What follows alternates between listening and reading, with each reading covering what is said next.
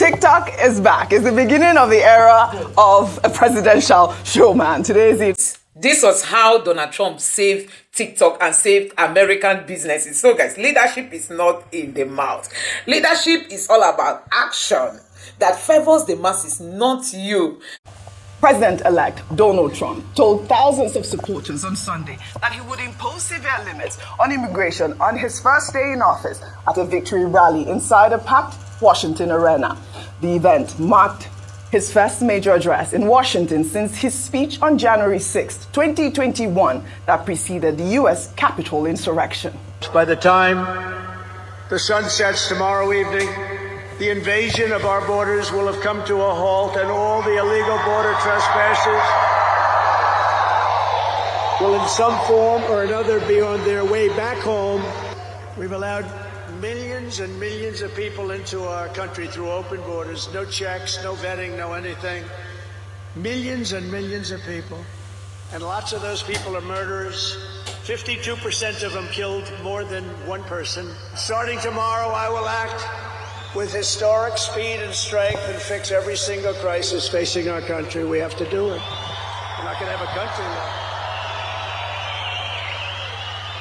Right, Trump also touted TikTok's return during the rally on Sunday, barely 14 hours after a law banning the app nationwide took effect. Trump said America has no choice but to save TikTok, while suggesting that the country will own 50% of the company in what he referred to as a joint venture. As of today, TikTok is back.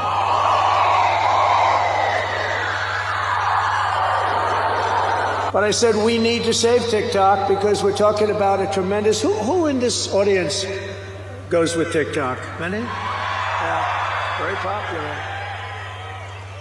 And frankly, we have no choice. We have to save it. A lot of jobs. We don't want to give our business to China. We don't want to give our business to other people. TikTok is back. It's the beginning of the era of a presidential showman. Today is the inauguration. But Trump had said that he would, sign an executive order to stall the ban just 12 hours after the app went dark. But after Trump's statement, social media users began to notice a rapid restoration of the app on their devices. I guess we can pull up this float when TikTok welcomed users back with a notification that said, "Thanks for your patience and support. As a result of President Trump's efforts, TikTok is back in the U.S. Obviously, Trump is going to take credit for this, even though we know that Trump and his team, are still trying to finalize that executive order, to delay TikTok, to give the platform more reach and a deal to stay in the United States. In the United States alone, there are over 170 million Americans on TikTok. We saw a video also where Americans were, distressed. Let me just play that video over TikTok's ban. And I know it's dramatic as hell that I'm crying, but I just seen a video of the girl that made the renegade dance. This app was literally supposed to be my way out. I have been posting on this app almost every day for 5 years, guys. I've been posting on this app 3 to 5 times every day for the last... Government, I'm never forgiving you for this. And I'm never going to trust you ever again because you just, like that, took away millions of people's income and livelihood. And who does that? Look at these guys crying. It seems funny, but some of them is their livelihood. It's amazing. I was in a hotel in London over the weekend. And, there was an event for TikTok, and they were organizing this event to award the people that have generated the most revenue for TikTok. It's really a big deal. Before we converse, let us, just take this final one. SpaceX founder and billionaire businessman Elon Musk joined Donald Trump on stage. Let's take a look. Thank you, Mr. President. Sorry, little X just followed me on the stage here. He's a very enthusiastic supporter, as you can see. Woo!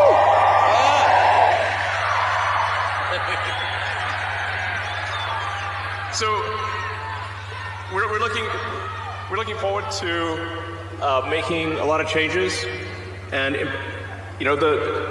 this victory is the start, really. What matters going forward is to actually make significant changes, cement those changes, and set the foundation for America to be strong for a century, forever. So.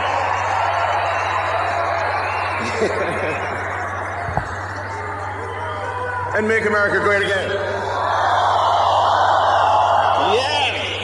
Make America great again. It was a great moment last night, Dr. Abati, when we were watching all of the great sound bites that came from President-elect, the 47th President of the United States, make all those comments saying that he's going to right all the wrongs and change the trajectory of America.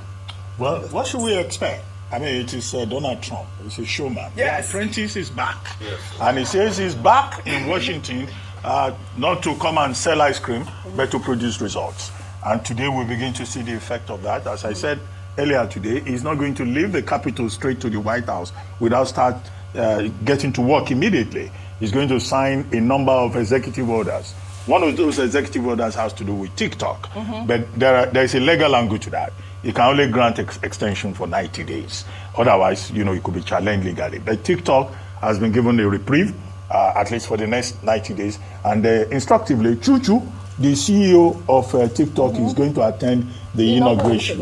And then some Americans, Perplexity AI, they already say they want to, join TikTok to form TikTok USA.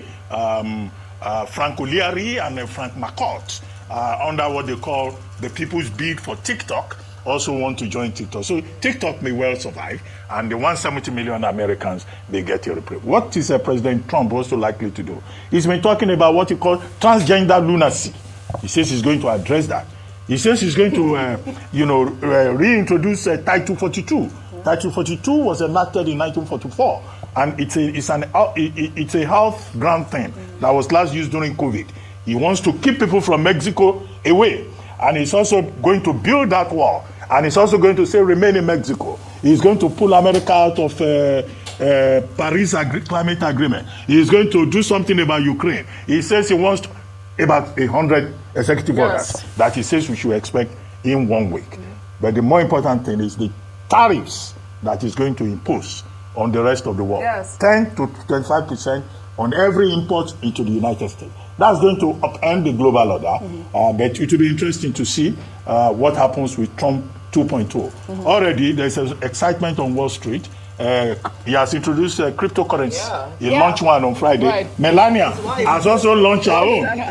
So all of this, investors are saying, well, maybe this may be a good period for the financial sector under Trump. But he has not left anyone in any doubt that his primary interest is America. He wants to make America great again. I hope he will not make the world smaller by making America great again. Well, all right, Rufai, Trump, like Dr. Batia said, is set to sign over 100 executive orders. My first story touched on, the border invasion, which a lot of people have, really talked about, saying that the border was quite secure, becoming secure before Donald Trump, was elected. But before you speak, know that Time Magazine's new inauguration issue cover features Donald Trump briskly clearing President Joe Biden's belongings from the desk in the Oval Office with his arm sending Biden's signature aviator sunglasses flying. Time Magazine previewed the new cover in a post on X on Sunday, touting its cover story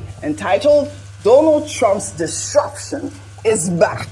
Look at that. It's such an epic description of Donald Trump, really just trying to take away a lot of the policies of former President Joe Biden in a few hours. That's Trump for you. Yes. Brash, a rampaging bull in the China shop. Right. Says he's drained the swamp. A lot of lies, a lot of, orchestrated division, very pompous, narcissistic nationalism at its finest. A new era for the likes of the Proud Boys of this world. They're going to reign supreme. A replica of the Hitler days, as far as I'm concerned. And that's my fear. He has started the lies already. In his rally yesterday, let me point out one lie. Joe Biden take 100% credit for the peace deal in Gaza. Trump said he was the one that did it. Lie number one. He started. Number two, do not forget that, the case against him that he tried to, appeal at the court, the one against the writer, I think, Carol, that said he raped her, that case too, his appeal did not sail through. Three, he has started, this mass deportation thing. And another lie too he lies is that his biggest on-border defense, I think it's a lie. Obama deported more people and kept the border, the net migration number in check than in Trump's time. But he will lie to you and brag like, oh, he's the big czar in the door. All of these policies and this executive order also, another thing he's going to do is going to remove a lot of regulations on the financial system, because you see, this is the problem I have against Republicans. They always believe that it's trickle-down economics that fixes the country. I don't believe so. That's why I support the Democrats in American policy. I believe, I'm very, socialist also in my head, so I believe you have to put targeted measures towards the middle, the working class, to be able to base on the economy. So they're going to remove a lot of banking regulations also. These are part of things he's going to do. And that's why he's launching crypto. It's going to be a good day for the rich. The tax cuts are going to be for his rich friends. It's not for the hard-working, suffering Americans. So he's going to put about all of that, the tax cuts and all of that. The tariff increases is the air of nationalism. Because why? He wants to make American businesses competitive so that, but in the long run, what he's also going to do is going to bring about inflation. Because what they're going to do is that those businesses, when they get higher tariffs, they will pass on the cost to the American citizens. So it's always about the rich people. You can always see, as any Republican government will be, the rich will get richer. When Reagan came in, the rich got richer, while childhood poverty increased in America. So that's always the lot. But it's going to be an American first policy. He's going to reverse a lot of things because he doesn't believe in this climate change thing. So he's going to go ahead. But most importantly, I see the Times Magazine feature saying he's clearing the desk and all of that. Clearing it away. And also, let's call out his hypocrisy real quickly. The man that is saying he's anti-woke and anti-hope, he knows that one of his cabinet picks is a gay person. So let's not just put that in there. Right. But most importantly, I think the first tax he should do, there's a tradition in America that the outgoing president always writes a letter for the incoming president and leaves it on the Resolute desk in the Oval Office. That desk is called the Resolute desk. All right. I just pray, please, he gets a chance to read it. He should not, in the process of putting everything about, tear that letter. All right. Because Biden has one or two things to be able to tell him. Yeah. And probably at some point in the future, we'll know the content of the letter Biden did drop for him. All right. Well, the greatest showman is back as the 47th president of the United States. And We at Arise News will be here to give you all of the coverage. Well, let's head over to the United Kingdom now, where the leader of the country's Conservative Party, Kemi Badenoch, has yet again denigrated Nigeria, saying that Nigeria destroys lives and that she does not want the consequences of the country's terrible government to play out in Britain. Badenoch spoke last Thursday while delivering her first speech of the year. I grew up in a poor country, and I watched my relatively wealthy family become poorer and poorer and poorer, despite working harder and harder as their money disappeared with inflation. I came back to the UK, age 16, with my father's last £100 in the hope of a better life. So I have lived with the consequences of terrible governments that destroy lives, and I never, ever want that to happen here.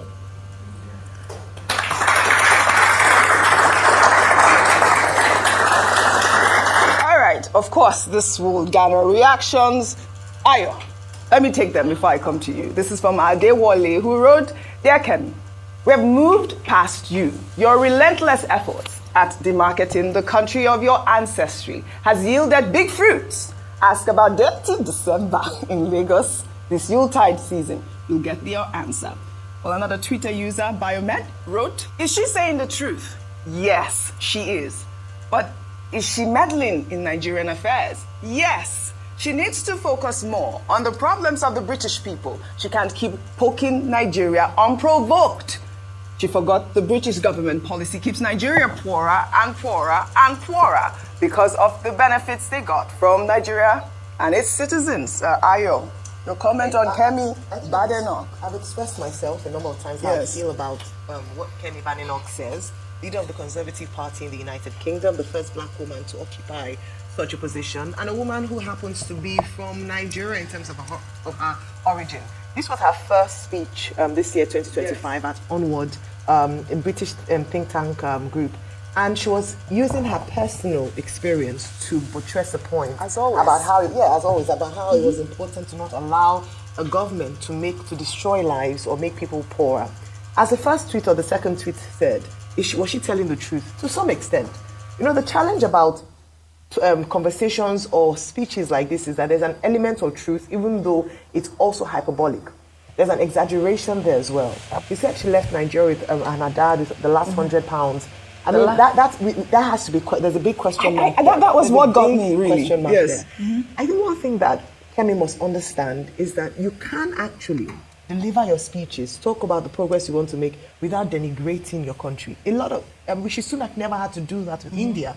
And we know that India and Nigeria have similar challenges, even though they seem to be working out there as a bit better. Why it appeals to sensibilities of some Nigerians is because it speaks to their realities even till today. The truth is that today, some policies have impoverished some Nigerians, and so they're feeling they can connect with what she's saying. However, in terms of diplomacy, it doesn't even look good for the United Kingdom. We have enjoyed a cordial relationship with the nation for so many years. Yes. And so to begin to speak, even though it's from personal experience, is quite sad. But unfortunately or fortunately, she's entitled to her opinion. But I think that it's time we stop giving her, this attention, because it looks like she's feeding from it, she loves it, and it's giving her that leverage. You heard the applause after she said that. Yes. It is cheap publicity. It's an easy way for her to appeal to the British public, at least those who already think this way about Nigeria. Well, she's absolutely using that her platform in the way that she feels. Some people have applauded her, saying that she needs to speak for Nigeria. I mean, we're talking about Nigeria getting poorer with some low-income earners, the policies and all of that, inflation, and the interest rates getting higher. A quick comment, but because I wanted to tie these two together. Auntie Jemima Badenoch. I think she has said enough about Nigeria. Her ambition is to become Prime Minister of Great Britain. She's already, leader of the Conservative Party. She says she's looking for reform. Yes. So that Britain doesn't become Nigeria. Fine, we have heard. But if she's talking about reform, let her start with the party that she leads. That's the more urgent assignment that is before her. Because the Conservative Party, in the last poll conducted by YouGov, is slipping behind Reform UK. Yes. Reform UK, Nigel Farage, Reform UK, has already overtaken the Conservatives. Nigel Farage has gained about 15% since the last election. The Conservative Party has gone down by about 10%. So she should be more interested in positioning our party, because that is the primary assignment that she has been given. Well said. Whether she left Nigeria with £100 or not, who cares? Yeah. Some people left Nigeria to relocate to Britain with a small bag of gari and a bottle of granite bought by the roadside, so that at least when they get to London, they will have something to eat. See, she's even lucky. She has £100, and for £100 now she's eating steak every lunch hour. She's spending about £25 having steak. That's said, Dr. Good for her. We're talking about policies that have impoverished Nigeria. In another development, a former Anambra State governor, Peter Obi, has decried the severe hardship faced by low-income earners in Nigeria while condemning exorbitant point-of-sale charges affecting petty traders, and pledged to write a letter to President Bola Ahmed Tinubu. Peter Obi made the comment when he donated 30 million naira to Paul University, Awka, a tertiary institution owned by the Anglican Church in Anambra State, in line with his promise to support educational institutions in Nigeria. I mean, we're seeing Peter Obi always, talking and always making all these gestures, especially with education. We have even heard that independent monitors have, revealed that Obi has spent maybe approximately about 1.5 billion naira in 2025 alone on humanitarian efforts. I wanted you to tie in that comment he made about writing a letter to President Bola Ahmed Tinubu, especially about the severe hardship that low-income earners are facing. Yes, I'm happy that he made mention of the fact that point of sale, they charge too much. But the truth has to be, okay, what you were saying was 2024. Let's say in 2025. Okay, in 2024 alone, he has donated over 1.5 But the question billion, his letter, yes, very good one, but it will not do much. Okay. Because there's an ecosystem and there are many charges. And the reason why these people charge a lot also because of banking infrastructure, non-availability of currency, as it were, and the fact that banking infrastructure has not been built across board. So these agency bankers come into play. Yes, and they fill a gap, don't get me wrong, in society. But the question is, how can we be able to build up infrastructure of internet banking? As of today, now, most of the banks can't even pay their fees for, what's it called now, this one that it takes to get USSD. USSD. And that has been a problem lingering for a while now. So these people have come in there. So what we can also do is to be able to talk into the banking ecosystem, the agency banking ecosystem, to be able to do something about the tariffs being charged. But these people also hedge because they too are faced by the Nigerian challenge. a lot of these operators of POS, they get robbed and all of that. So the money they also charge you is also like to be able to protect them against all of these challenges. But apart from that, kudos to him on the giving. I think this is even the second time he's giving to this poor university. Yeah. Cumulatively has given about 50 million. And when you calculate how much Peter Obi has given to people, it's even more than what he spent on his election campaign. So that's a show he has a heart for people. But to Auntie Jemima, Uncle Tom, Kemi, I'm happy that Dr. Abati raised the issue that Kemi cannot be a Falano. You know what they call a Falano? A Falano Botire Tarani Langbo. She cannot remove the log in her own eye. It's another person who she's looking at. And I'm going to tell you what Kemi is doing, the game she's playing. You see, the truth is, when they told Kemi that Nigel Farage has usurped her in the post, he said it's a lie. In fact, he was fighting the statistician. When Kemi came out to give this policy statement, she didn't say anything tangible, though. She said she was thinking around the plan and the strategy, because people talk policy but they don't know how to implement it. So Kemi is empty to a large extent. So she masks the emptiness in rhetoric. And where is the greatest place to attract? She gives what they call red meat to right-wingers by denigrating our own country, saying, oh, Nigeria is the bastion of socialism, nothing works. You can see how socialism is very bad. Right. But she forgets that the socialism, free education and other thing, it was what paid for her father's education. It was what paid for the country she had. It was what subsidized with the ISL she went to and all of that. So she should continue in this game. Right. It's not going to change the fact that she's never going to be white enough for the right wingers. All right. And to a large extent, she has her own challenges. Just a comment. Mr. Peter Obi has done well donating to, all causes, whether it's a Christian religion or to Muslims or to the displaced people. We always encourage philanthropy. However, he says he's going to write a letter to President Tinubu. Yes. Well, given the relationship between him and President Tinubu, I'm not sure that letter will be allowed to get to President Tinubu's desk. Okay. The best he can hope for is to get a rebuke from either Mr. Bayo Ononuga or somebody else within that team. They will say he has come with a negative response to them again. However, the point he has raised is a very valid point. Okay. We are at the mercy of the POS people. We are at the mercy of the banks. Yes. Do you know that the banks no longer have cash to give? Yes. It's nonsense. Some banks will tell you can't get more than 20,000 naira. What is anybody doing about that? Yeah. And the people, the POS people, they have cash. The banks have no cash. Yes. Well it's a curious situation that we have on our hands. Yes. Well, but let him not bother about writing letter. Well, he has raised the point. He has raised the point. I think it's okay too. The letter could be good as well as his tweets. All of that's the tweets if they don't send his letter back to him. Well, all right. We're all speaking. Okay, maybe an open letter. Yes, like the way Obasanjo does as well. No problem at all. It's great that these leaders of thought continue to express our frustration to the president. Well, I wanted to take this very important story in Niger State, where Governor Umar Bago has prohibited heavy-duty trucks from using the one-way route through Diko Bridge following a tanker explosion that killed 87 people on Saturday, January 18th, when a tanker conveying petrol crashed in the area. The governor made the announcement when he visited the explosion site at Diko Junction. Bago expressed sadness over the loss of lives, describing the incident as pathetic. I know we have discussed this story at length early this morning. I wanted to just, express my condolences to the families and the victim. I know that President Bola Ahmed Tinubu has, also expressed his condolences and has already ordered the Minister of Information to order the Ministry of National Orientation to continue to enlighten Nigerians over these horrific incidents. Let me quickly take Bukola Saraki's tweet.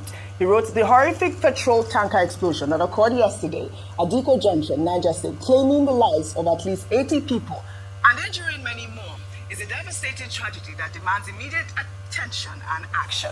This incident is a grim reminder of the risks Nigerians take to survive and highlights the poor state of our road infrastructure and inadequate vehicle maintenance, which together contribute to such accidents. Addressing these systemic issues is essential to prevent further tragedies and ensure the safety of all citizens. My thoughts and prayers are with the Niger State government, the victims, their families, and the entire community affected by this terrible loss.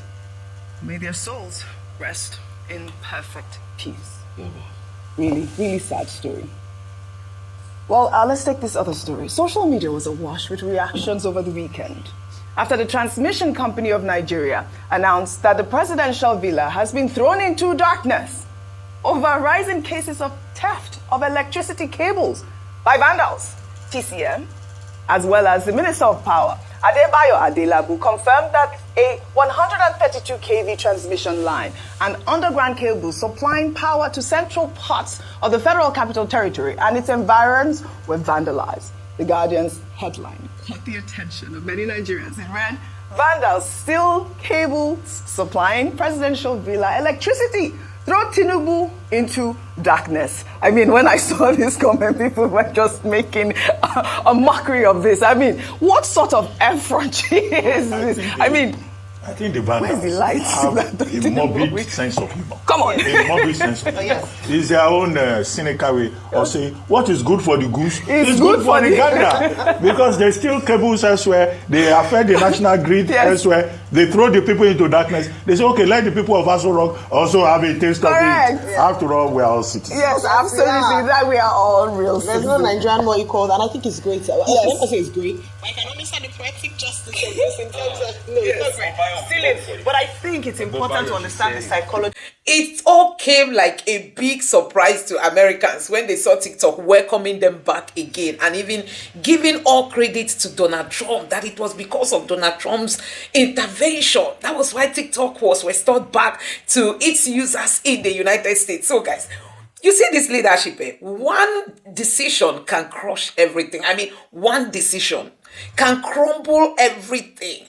The Biden's administration, stopped TikTok, and TikTok all of a sudden just stopped, operating in the US. People began to cry. You need to see people who were saying that all their earnings, everything they are living on is coming from TikTok. They were like lamenting. How are they going to survive? How are they going to meet up? How are they going to, start from scratch again?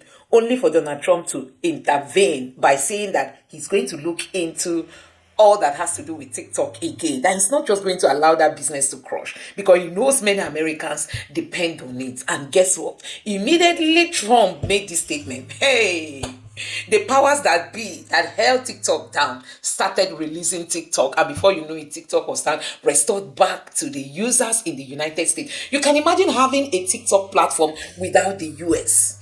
Who are the people who give out their credit cards, who are ready to buy, who are ready to make businesses? They are in the US. So you can imagine having a business where the US is not expected or allowed to participate in that business. That business will not survive, because the real business is in the US, and the citizens there are the ones that trigger, businesses across the world. I must tell you the truth.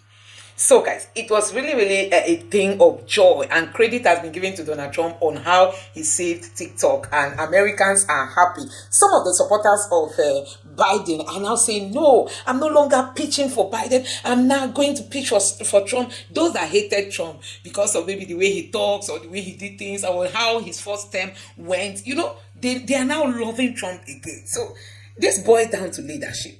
And I think African leaders can learn. I think Nigerian leaders can learn, because they only go for the decisions that only suit them, their personal interests, their family. They want to make more money, save more money for themselves, even for children unborn. But look at what Donald Trump did.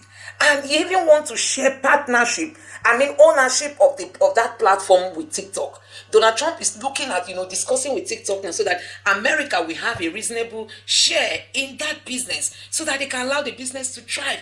And this is all about people having business IQ, people thinking, being creative. You don't just come and shut down a business. Like we've seen some of these, our operatives, they will tell you, oh my God, things that are happening in Nigeria, you cannot compare with anywhere, honestly. So guys, yes, that was how Donald Trump saved TikTok in the United States. So you can imagine having a TikTok platform without the US audience. It would be so boring. I mean, so boring. You won't believe it. It will be terribly boring. Having a platform like TikTok, this is a platform of the millennium. I mean, many young people are there. They are there. I mean, this is the app for the 21st century.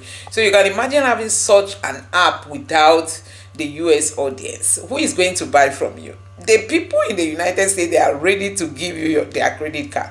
They are ready to make purchases. They are ready to buy. They want to see they are curious. They want to know what is it in that your business that you package. Oh my God. So guys, it was really, really a thing of joy to see that TikTok was restored to the US audience, and Trump is taking the credit. I mean, Trump, this one is coming from the CEO of what is it called? The CEO of TikTok thanking Donald Trump for his intervention. And Donald Trump now is pitching that they should make it like a 50-50 deal. Let the US also have a stake in, in TikTok. Sorry, I'm yawning. So guys, I know that it's really going to be a big blow for Biden, and that was why they rushed. In case you don't know what happened, okay, Biden administration was to ban TikTok. I think 19th was to be the last day. Actually, they banned it at the time TikTok wasn't available, and then Donald Trump is to be sworn in the next day. And Donald Trump now had a meeting that evening where he now said that he will be willing to give TikTok another chance, that he's going to restore TikTok. And immediately Donald Trump said it. Hey, guess what?